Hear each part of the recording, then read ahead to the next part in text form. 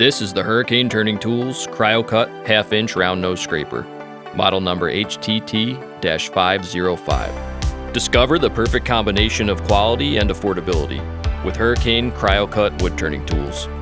Each tool is made from cryogenically treated M2 high-speed steel, increasing wear resistance by up to 3 times while still maintaining the superior sharpness properties of M2 steel.